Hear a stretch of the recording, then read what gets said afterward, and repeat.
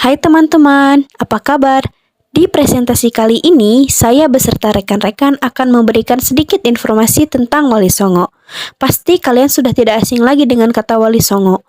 Wali Songo adalah tokoh Islam yang dihormati di Indonesia, khususnya di Pulau Jawa, karena peran historis mereka dalam penyebaran agama Islam di Indonesia.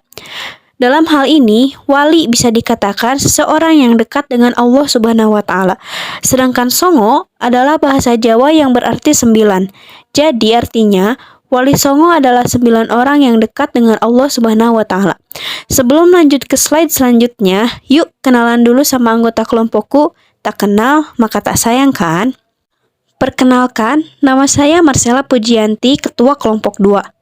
Anggotanya adalah Afrizal Nurholis, Bintang Azura, Embryo Pratama, Nastia Azahra, Resa Agustin. Yuk belajar bareng-bareng mengenai Wali Songo bersama teman-temanku.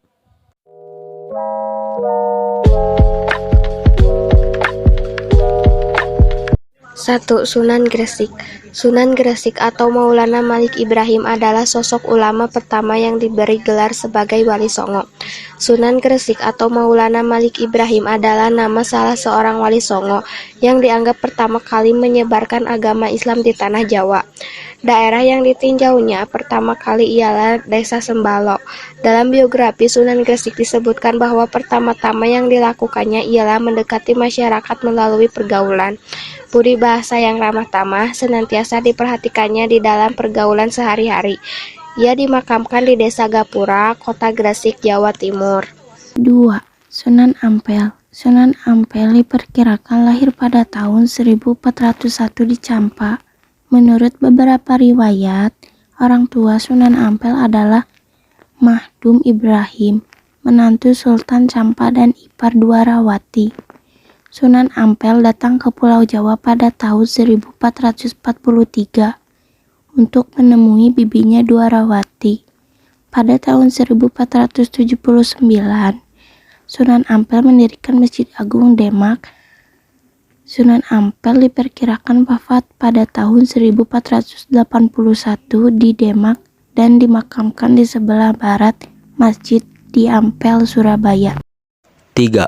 Sunan Bonang. Sunan Bonang dilahirkan pada tahun 1465 dengan nama Raden Maulana Mahdum Ibrahim. Nama Sunan Bonang diduga adalah Bongang sesuai nama marga Bong seperti nama ayahnya, Bong Suiho alias Sunan Ampel. Namun ada pula yang menyatakan bahwa nama Bonang diambil dari salah satu alat musik tradisional yang biasa digunakan oleh Raden Maulana Mahdum Ibrahim untuk memudahkan pengenalan Islam kepada masyarakat. Dalam berdakwah, ia sering mempergunakan kesenian tradisional untuk menarik simpati rakyat, yaitu berupa seperangkat gamelan yang disebut bonang. Caranya, tembang Raden Mahdum Ibrahim yang terkenal yang artinya obat sakit jiwa atau hati itu ada 5 jenisnya. Pertama, membaca Al-Quran direnungkan artinya. Kedua, mengerjakan sholat malam, sunnah tahajud.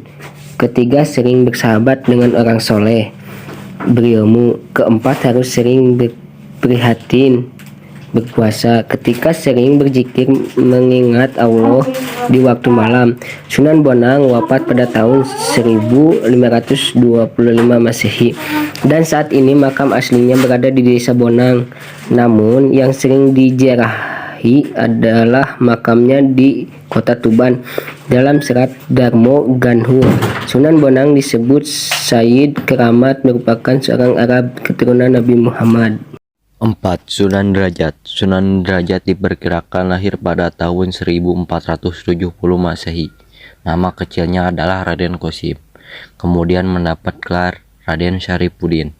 Nama Derajat diambil dari nama Desa Derajat di Kabupaten Lamongan, tempat beliau berdakwah.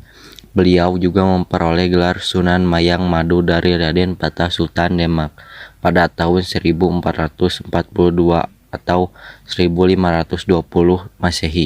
Pada suatu ketika ayahnya menyuruhnya berdakwah seperti kakaknya, lalu merekomendasikan di Jawa bagian timur. Namun Sunan Derajat menolaknya karena merasa berat karena di Jawa bagian timur masih kental akan ajaran Hindu. Sunan Derajat hendak berdakwah di Surabaya, namun sekali lagi ayahnya menawarkannya berdakwah di pesisir utara bagian Tuban dan Gresik.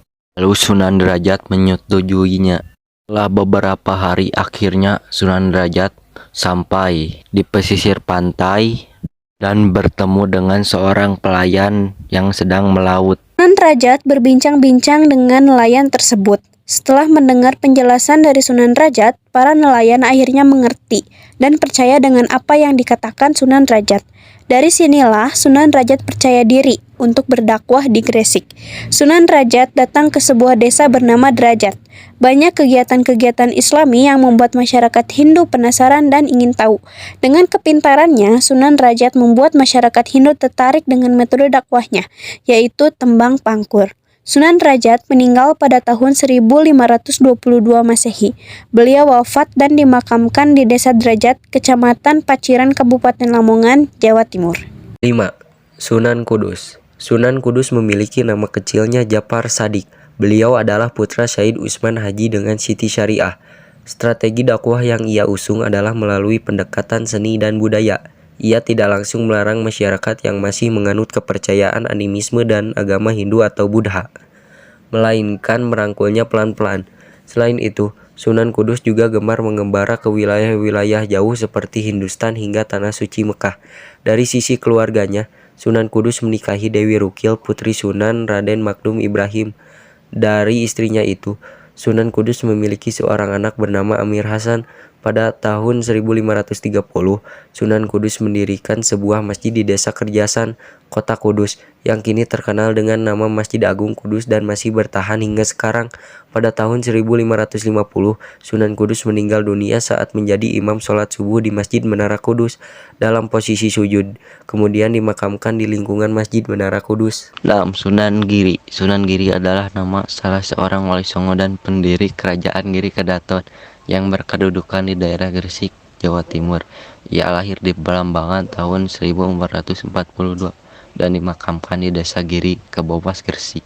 Sunan Giri memiliki beberapa nama panggilan, yaitu Raden Baku, Prabu Satmata, Sultan Abdul Paki, Raden Ainul Yakin, dan Joko Samudro. Sebagian babat berpendapat bahwa ia adalah anak Maulana Ishak, seorang mubalik yang datang dari Asia Tengah. Setelah 3 tahun berguru kepada ayahnya, Raden Paku atau lebih dikenal dengan Raden Ainul Yakin kembali ke Giri Kembabat dan Najawi. Dikisahkan bahwa Raden Paku dan Raden Makdum Ibrahim pernah bermaksud pergi ke Mekah untuk menuntut ilmu sekaligus berhaji. Pesantren Giri kemudian menjadi terkenal sebagai salah satu pusat penyebaran agama Islam di Jawa. Bahkan pengaruhnya sampai ke Madura, Lombok, Kalimantan, Sulawesi, Sumatera, terutama bagian selatan, dan Maluku. Terdapat beberapa karya seni tradisional Jawa yang sering dianggap berhubungan dengan Sunan Giri. Di antaranya adalah permainan-permainan anak seperti jelungan dan cublak suweng, serta beberapa gending, lagu instrumental Jawa seperti Asmaradana dan Pucung. Sunan Giri wafat pada tahun 1506. Beliau dimakamkan di Kecamatan Kebomas, Kabupaten Gresik, Jawa Timur. Sunan Kalijaga. Sunan Kalijaga lahir pada tahun 1450 Masehi. Nama asli Raden Abdurrahman atau Syekh Malaya atau Raden Said. Sunan Kalijaga lahir dari pasangan Tumenggung Wilatikta atau Adipati Tuban dan Dewi Sukati. Metode dakwah yang dilakukan beliau adalah dengan memasukkan nilai Islam ke dalam kesenian dan kebudayaan. Sunan Kalijaga atau Raden Said merupakan pencipta lagu ilir-ilir yang sampai saat ini kita semua mengenal. Tidak hanya menciptakan lagu ilir-ilir saja, melainkan juga salah satu pencipta pertama kali bedug. Karya-karya Sunan Kalijaga adalah karya Wayang Purwa, cerita pewayangan, Jamus Kalimasad, Babat Alas, Wonomakto, dan Wahyu Tojali. Beliau juga merupakan murid Sunan Bonang. Beliau wafat pada tahun 1513 Masehi. Makamnya terletak di Desa Kadilanggu, Kabupaten Demak, Jawa Tengah. Peninggalan-peninggalannya adalah rompi Ontokusumo, keris kai Carubuluk, api alam, tongkat Kalimasada, dan sendang atau sumur. 8. Sunan Muria. Sunan Muria dilahirkan dengan nama Raden Umar Said. Menurut beberapa riwayat, ia adalah putra dari Sunan Kalijaga dari pernikahan dengan Dewi Saro. Sunan Muria lahir sekitar tahun 1450 Masehi. Gaya berdakwahnya banyak mengambil cara ayahnya, Sunan Kalijaga. Namun beberapa dengan sang ayah, Sunan Muria lebih suka tinggal di daerah sangat terpencil dan jauh dari pusat kota untuk menyebarkan agama Islam, bergaul dengan rakyat jelata sambil mengajarkan keterampilan bercocok tanam, berdagang, dan melaut adalah kesukaannya. Sasaran dakwah Sunan Muria adalah para pedagang, nelayan, pelaut, dan rakyat jelata. Ia merupakan salah satu wali yang tetap menggunakan kesenian gamelan sebagai media dakwah. Keterampilan bercocok tanam, berdagang, dan melaut merupakan keahlian dari Sunan Muria. Ia juga menjadi penengah ketika terjadi konflik internal di Kesultanan Demak. Sunan Muria wafat pada tahun 1551. Makamnya terletak di Kecamatan Dawai, Kabupaten Kudus, Jawa Tengah. Terakhir, Sunan Gunung Jati. Sunan Gunung Jati atau Sultan Syarif Hidayatullah Al-Azmatkan Al-Husaini Al-Cirbuni Sahib Jabal Jati bin Sultan Syarif Malik Abdullah Umdatuddin Al-Azmatkan Al-Husaini. Beliau dilahirkan tahun 1448 Masehi dari pasangan Syarif Abdullah Umdatuddin bin Ali Nurul Alam dan Nyai Rara Santang. Raden Syarif Hidayatullah mewarisi kecenderungan spiritual dari kakek buyutnya Jamaluddin Akbar Al-Husaini, sehingga ketika telah selesai menimba ilmu di pesantren Syekh Datuk Kahfi, ia meneruskan pembelajaran agamanya ke Timur Tengah. Sunan Gunung Jati wafat pada tahun 1569.